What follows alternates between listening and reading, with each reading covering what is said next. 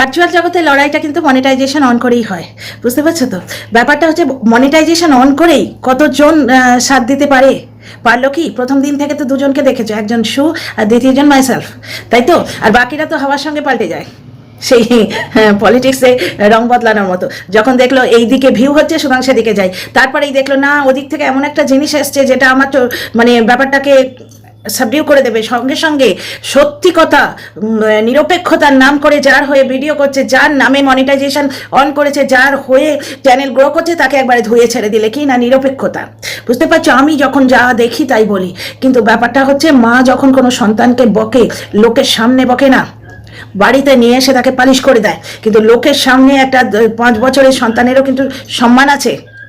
যেটা জ্বলন সেদিন করছিল, ক্যামেরা খুলে বাচ্চাটা টয়লেট করছে ওইখানটায়, মানে যেখানে সেখানে টয়লেট করছে, ওই যে গামলায় হিসি করানো নিয়ে কন্ট্রোভার্সি দিতে গেছিল, তাতেও বাচ্চার আদতটা, বাচ্চার হ্যাবিটটা কিন্তু নোংরা করে দিয়েছিল। এইটাই আমি তোমাদের বারবার বলছি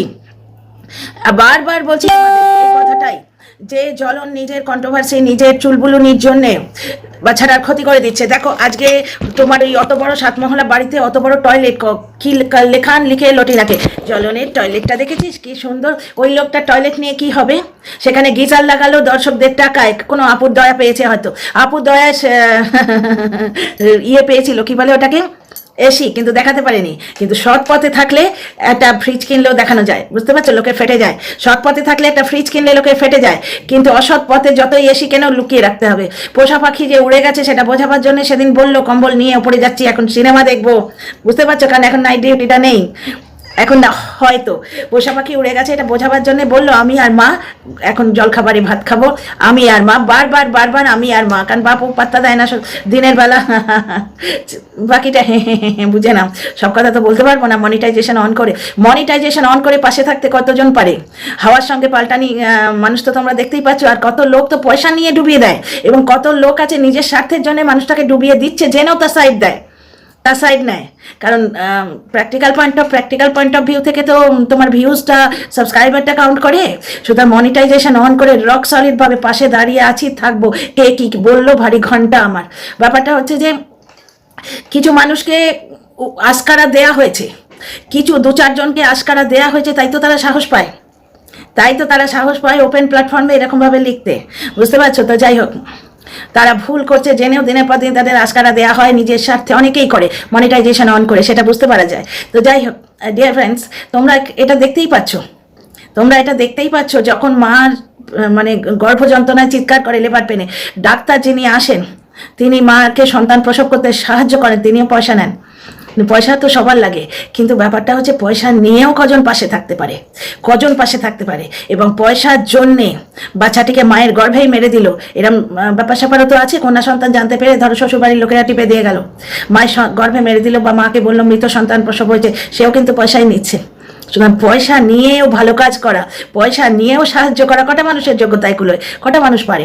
তো যাই হোক, এই টপিকটা কিন্তু এই ভিডিওটা কিন্তু আমি মিলিজুলি সরকার, এখানে আমার মিলিজুলি সরকার, এটা আমার ভাইয়ের ভাষা।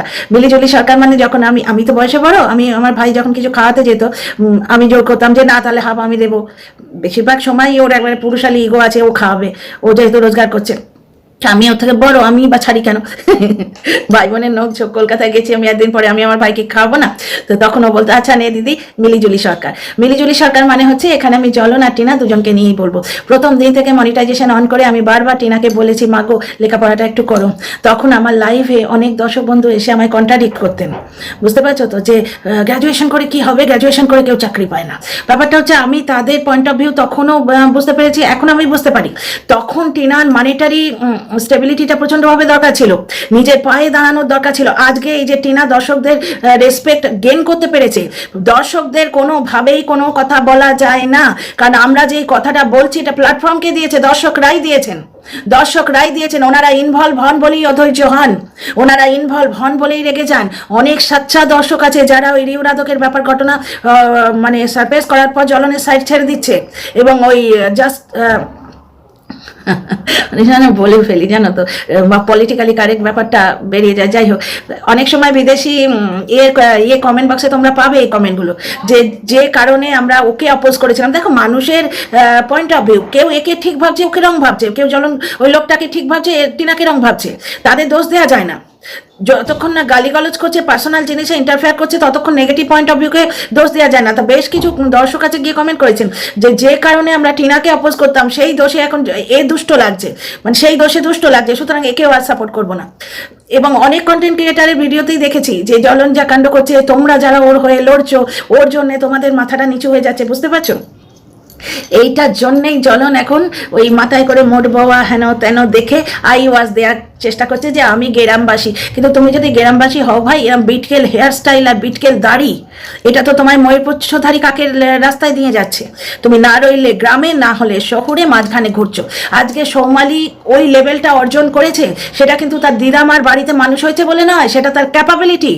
দিদামার বাড়িতে একটা লেভেল অবধি মানুষ হয়েছে, বিয়ে দিয়ে উনি ছেড়ে দিয়েছেন। তারপরে সৌমালি নিজের একমুখী ব্যাপারটার জন্য, যে জিনিসটায় আমি নিজেও খুব ভালোভাবে বিশ্বাস করি, তোমরা দেখবে আমার কন্টেন্ট ভটকায় না, আজ এ কাল ও পশু সে এরকমভাবে ভটকায় না। আমি একমুখী হয়ে ভিডিও করি এবং আমার সহকর্মীরা আমাকে খুব বেশি টন্টিং টিজিং না করলে আমি কাউকে নিয়ে বলি না, সে নেগেটিভই হোক আর পজিটিভই হোক, কারণ আমি সবাইকে সহকর্মী মনে করি। কিন্তু একটু না বললে না, এইসব প্রচন্ড নোংরা জায়গাতে কন্টেন্ট বেঙ্গলি রোস্টিং ফিল্ডটা আমি দেখছি ভাই, গালি গলজ নোংরা মতে ভর্তি, এ ওর পেছনে টানছে, ও ওর পেছনে টানছে, দর্শকদের সঙ্গে মিলে সহকর্মীকে ঠুসছে, এ আবার কি সেম সাইড গোল করছে। তাতে যে আলটিমেটলি যে মেয়েটার জন্য আমরা লড়ছি মনিটাইজেশন অন করে, সে মেয়েটা তো হেরে যাচ্ছে, সেটা এদের বোধ বুদ্ধি নেই।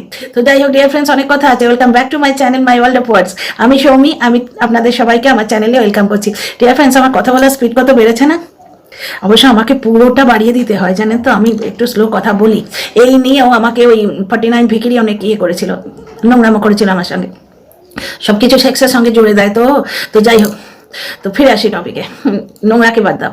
তো এইখানে ব্যাপারটা হচ্ছে যে টিনা তখন গ্র্যাজুয়েশন করতে বলতাম গত বছর আর্লি স্টেজে, যখন আমার এই 1000, 2000, 3000 সাবস্ক্রাইবার, তখন আমার কিছু দর্শক বন্ধু কিন্তু অপোজ করতেন লাইভে এসে, না সৌমিদি এখন গ্র্যাজুয়েশন করে কি চাকরি পাবে? তাদের point of view correct, financial স্টেবিলিটিটা লাগে, খাদ্য বস্ত্র বাসস্থান আগে, তারপরে তোমার শিক্ষা। টিনা আজকে যে ডিসিশনটা নিয়েছে না, গর্বে আমার মাথা একবারে সিলিংয়ে গিয়ে ঠেকেছে, সিনা চওড়া হয়ে গেছে 48 ইঞ্চি। জামা কাপড়গুলো না ফেটে যায়, কালকে নতুন নতুন জামা কিনে এনেছি, ফেটে যায় হলে গায়ে ঢুকলে হয়। এই কথাটা প্রথম দিন থেকে বলে এসেছি, যখন আমার অনেক কম সাবস্ক্রাইবার ছিল, 400-500, তখনকার যারা দর্শক তারা জানেন। কিন্তু আমি বলতাম মা গো লেখাপড়াটা করো, কিন্তু তখন ওর মেন্টাল স্টেবিলিটিটাও দেখতে হবে। তো এটাও আমি বলতাম যে ও মেন্টালি এবং ফিনান্সিয়ালি কোনোভাবেই স্টেবল ছিল না। কারণ কি, ও যতক্ষণ না ফিনান্সিয়ালি স্টেবল হচ্ছে, ওর বাড়ির লোকেরা আনস্টেবল হয়ে থাকছে। তারা তো মেয়েটাকে ভালোবাসে, তারা তার মনিটাইজেশন অন করে বাচ্চা পয়দা করেনি, আর মনিটাইজেশন অন করে বাচ্চা পালেনি, তারা মনিটাইজেশন অন করেও বিয়ে দেয়নি, বিয়েটা গলত হয়ে গেছে। ওই রকম একটা বাজে ফ্যামিলি এবং বাজে লোক জেনে তো টিনার বাবা মেয়ে দেননি। একটা চাষি পরিবার, একটা মাত্র সন্তান, জমি জমা আছে, ওই 8-10 হাজার রোজগার করে, এই কন্ডিশনে টিনার বাবা বিয়ে দিয়েছিল। তবে কি বয়সের ফারাকটা অনেক বেশি ছিল? মেন্টাল ম্যাচ কোনোদিনই হতো না, যাকে হয় অনিবার দাও, ওটা পুরোনো কাশন দিক। এইবার আমি যে জিনিসটা বলছি, বাড়ির লোকেরা যখন দেখবে মেয়ে আনস্টেবল, তখন তারা বারবার বলতে থাকবে হয়তো। হয়তো কেন বলছি, কারণ টিনার বাবা মা বা দাদা এই কথাটা বলেছে, আমি তো আর শুনিনি। কিন্তু জেনারেলি এই জিনিসটা হয় যে বাড়ির লোকেরা, যেটা তোমরা দীপ্তবাবুর কল রেকর্ডে ওই লোকটা ছেড়েছিল খিস্তির চাপে পড়ে, খিস্তি নিশ্চয়ই কিছু জানে, না হলে ও ভিডিও করে ধমকি দেয়, লোকটা ভয় পায় কেন? বুঝতে পারছো? ও যখন বলেছিল খিস্তি যে আমায় কন্টেন্ট দাও, না হলে আমি মুখ খুললে তুমি পার পাবে না, ও ভয় পেয়ে কন্টেন্ট দেওয়ার জন্য দীপ্তর একটা কল রেকর্ড ছেড়েছিল। সেখানে দীপ্ত বলেছিল তোর বাড়ির লোক তো এমনিই গুমড়ে আছে, তার মানে বাড়ির লোক জানতো টিনা ভালো নেই। কিন্তু ওই স্টেবিলিটি, মধ্যবিত্ত বা নিম্নবিত্ত সমাজে বাপ মায়ের একটা ইচ্ছে, মেয়েটা আমাকে দুটি খেতে পড়তে পাক, একটা ছাদের তলায় থাকুক, একটু স্টেবল কন্ডিশনে থাক। বুঝতে পারছো তো? যার জন্য অনেক অন্যায় জেনেও অনেক সময় বাবা মা মেয়ের ডিভোর্সের দিকে যায় না। কিন্তু সেই যতক্ষণ টিনা সেই স্টেবিলিটিটা না অ্যাচিভ করেছে, না ওর বাড়ির লোকেরা শান্তিতে ছিল, না ও নিজে শান্তিতে ছিল। বুঝতে পারছো তো? এখন দর্শকদের মনে ও কিন্তু একটা জায়গা করে নিয়েছে, দর্শকরাই প্ল্যাটফর্ম দিচ্ছেন, এই কথাটা সবসময় মনে রাখতে হবে। কারণ আমার যখন 3টে বা 4টে সাবস্ক্রাইবার ছিল, যতই আমি চেঁচাই কেউ শুনতে পেত না। আজকে কিছু লোক আমার হাত ধরেছেন, কিছু মানুষ আমার হাত ধরেছেন বলে কিন্তু আমার কথাটা কিছু মানুষের কাছে পৌঁছেছে। আমি খুব ক্ষুদ্র একটা মানুষ, ক্ষুদ্র একটা কন্টেন্ট ক্রিয়েটার। বুঝতে পারছো? কিন্তু সেই যতটুকুই হোক সেটা আমার দর্শকদের সাহায্যতেই হয়েছে। প্রতি মুহূর্তে সাথে রয়েছেন এবং পাশে রয়েছেন, কমেন্ট করে মোটিভেট করেন, আর লাইক আর সাবস্ক্রাইব তো আছেই। তো এইখানে একটা জিনিস দেখো, আজকে 85,000 86,000 লোকের কাছে টিনার পয়েন্ট অফ ভিউটা পৌঁছেছে, মাতৃত্বের লড়াইটা তারা বুঝেছেন।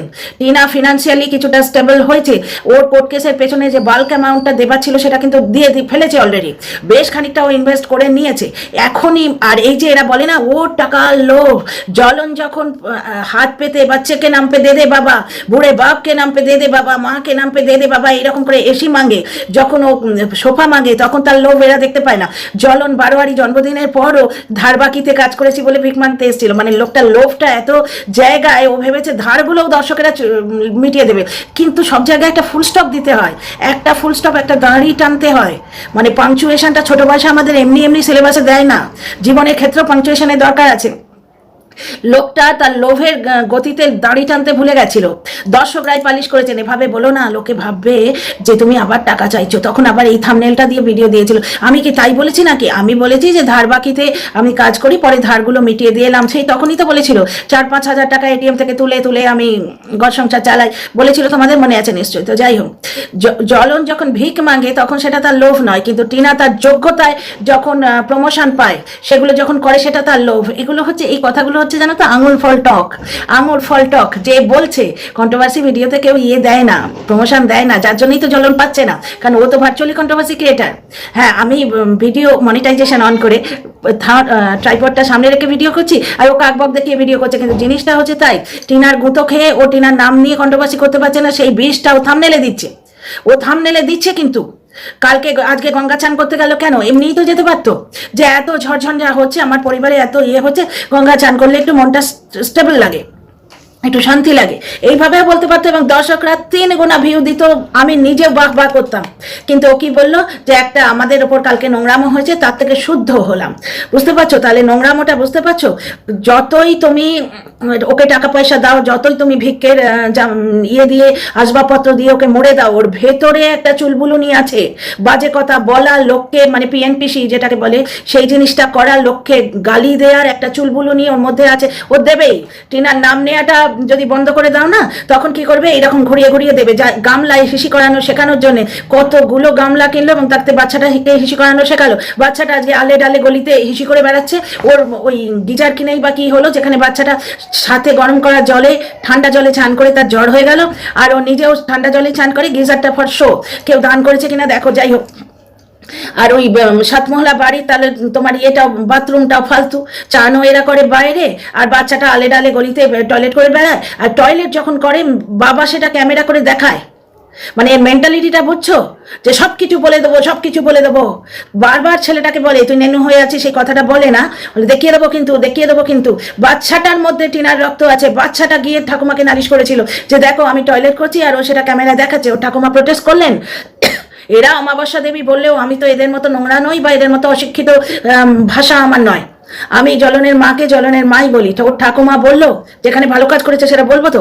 এইগুলো কি কেউ ক্যামেরা করে দেখায় নাকি? জ্বলন সঙ্গে সঙ্গে, ও তো বাপ মা কোনো গুরুজনের মানামানি নেই, শ্রদ্ধা টদ্ধার মধ্যে নেই, জন্মদাত্রী মাকেও শ্রদ্ধা করতেও জানে না। ও সঙ্গে সঙ্গে বললো হ্যাঁ ক্যামেরা করে দেখাতে হয়তো।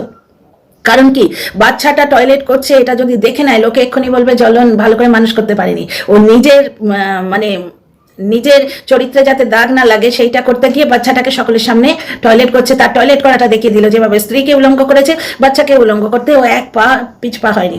ফিরে আসি টিনার কথায়। টিনা গ্রাজুয়েশন করবে, এটা আমার প্রথম থেকে ইচ্ছে ছিল, কিন্তু তখন তার সে মেন্টাল স্টেবিলিটি ছিল না, ফিনান্সিয়াল স্টেবিলিটি ছিল না।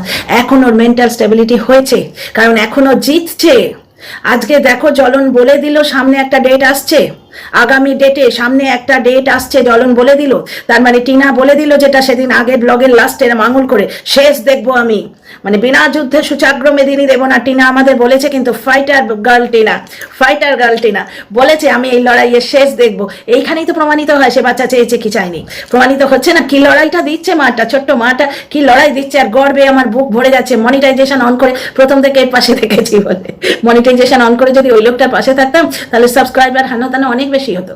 চুজ তো করেছি, লোকে পয়সা নিয়েও ডুবিয়ে দেয়, পয়সা নিয়েও ভালো কাজ করে কটা মানুষ, আর আমার কতটুকুই বা ইয়ে হয়, কতটুকুই বা ইয়ে হয়। যাই হোক, বাদাম। কিছু লোকের মেন্টালিটি এরকম, কি করা যাবে। তো যাই হোক, এখানে ফিরে আসি টপিকে। টিনা আজকে মেন্টালি স্টেবল হয়েছে, ফিনান্সিয়ালি স্টেবল হয়েছে, এখনো পড়াশোনার দিকে যাচ্ছে, খুব ভালো হচ্ছে, কারণ ওর মনটা গোছানো থাকবে। ও জ্বলনের মতো ওই থামনেলে বিষ ঢালবে না, ওর মনটা গোছানো থাকবে। পড়াশোনা কি জিনিস আমি জানি, সারা জীবনটা আমার ওই পড়াশোনা করেই গেল, অর্ধেক জীবন নিজে পড়েছি, অর্ধেক জীবনটা বাকি জীবনটা পড়াচ্ছি অন্য লোককে, বুঝলে তো। ওই বইপত্র নিয়েই আমার চোখটাও গেছে, মানে চোখে যে এই যে এত পাওয়ার, এই জন্যই হয়েছে এখন আমি ভালো করে পড়তে পারি না। পড়া আমার এত শখ, কিন্তু আমি পড়তে পারি না, দেখতেই পাই না ভালো করে, মানে বইয়ের লেখাগুলো এমনি দেখতে পাই না তা না, তো লেখাগুলো ফন্টগুলো দেখতে আমার অসুবিধা হয়। ওই জন্য আমার অনেক দর্শক বন্ধু আমাকে সাজেস্ট করেছেন ইবুক, আমি ইবুক পড়ি, ইবুক আমার অনেক ডাউনলোড করা আছে, তো ওই মেমারির জন্য অনেক সময় ডিলিট করে দিতে হয়। যাই হোক, যেটা বলছি, টিনার এই পড়াশোনা করার ডিসিশনের ব্যাপারে আমি মানে থামস আপ দেখাচ্ছি, আমি আমার শুভকামনা দিচ্ছি, আশীর্বাদ দিচ্ছি। প্রথম থেকে টিনা এই জীবনটা পাবে এই জন্যেই তো লড়াই করেছি। Congratulation two Tina, congratulation to my self. নিজের পিঠটা একটু নিজেই চাপড়াই, কারণ ভালো লাগছে, খুব খুব ভালো লাগছে। কোনো গর্ব করছি না, কারোর কাছে কোনো প্রশংসা বাক্য চাইছি না, কিন্তু সন্তানের বা বাচ্চাদের যার হয়ে লড়ছি, যার জন্য কথা বলছি, তার একটা ভালো ডিসিশনে আনন্দ হয় না, সে আনন্দের বহিঃপ্রকাশ, খুব ভালো লাগছে। কারণ এতে কি হবে জানো তো, ওর মনটা অলরেডি গোছানো।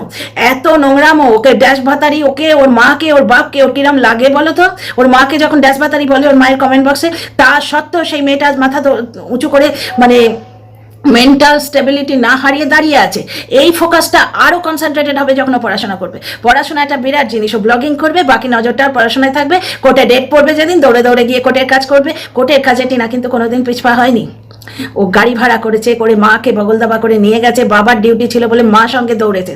যেভাবে ওকে চালিত করা হয়েছে সেইভাবে চালিত হয়েছে। তোমাদের বারবার বলি, টিনা যদি বাচ্চা পেতে দেরি হয়, টিনাকে কেউ ভুল বুঝো না, কিন্তু টিনার কিন্তু কোনো দোষ নেই। তোমরা নিজেরা ভেবে দেখো, ওকে যা করতে বলা হয়েছে ও কিন্তু করেছে। এবার যে যেভাবে চালিত করবে রেজাল্টটা সেইভাবে আসবে। তোমাদের আগেই বলেছি, ক্যাপ্টেন ফিল্ড সাজাবে, বুঝতে পারছো তো।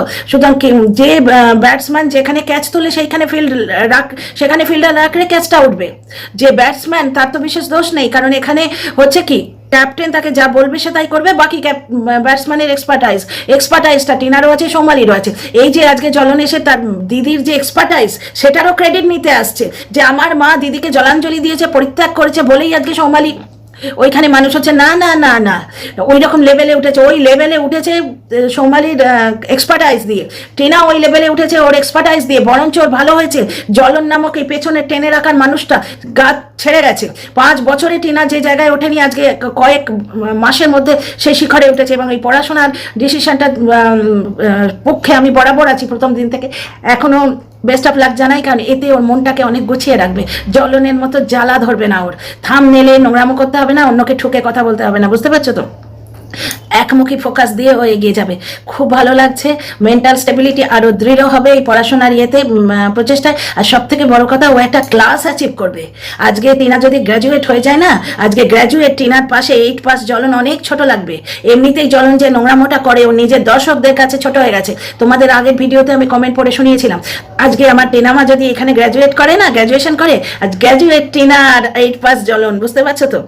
জ্বলনের কাছে কম টাকা পয়সা, ও ছেলেকে ভালো করে স্কুলে দিতে পারতো, ভালো টিচার ডেকে পড়াতে পারতো, নিজে চেষ্টা করতো কিছু, সেগুলো না করে ও কতগুলো কন্ট্রোভার্সি ক্রিয়েটার পুষে, কন্ট্রোভার্সি ক্রিয়েটারকে বাড়িতে ঢুকিয়ে নোংরামোর পথে গেল। টিনা কিন্তু প্রথম দিন থেকেই কাউকে সাপোর্ট করে না, কোনো কন্ট্রোভার্সি ক্রিয়েটারের নাম নেই ওর ব্লগে, কারুর পিঠ চাপড়াতে আসে না, বুঝতে পারছো। সুতরাং প্রথম থেকেই শুধু নিজের কাজে ধ্যান দেয়। এই ধরনের মানুষই সাকসেসফুল হয়। টিনা সাকসেসফুল হবে, এই জ্বলন পাত্তাও পাবে না। জ্বলন এরাম করে ওপর দিকে তাকাবে, টিনার দিকে ঘাড় উঁচু করে তাকাতে হবে। নারী শক্তির প্রতীক। বেস্ট অফ লাক, এগিয়ে যাও, যুদ্ধে জয়ী হও। Best of luck, victory. See you in the next video.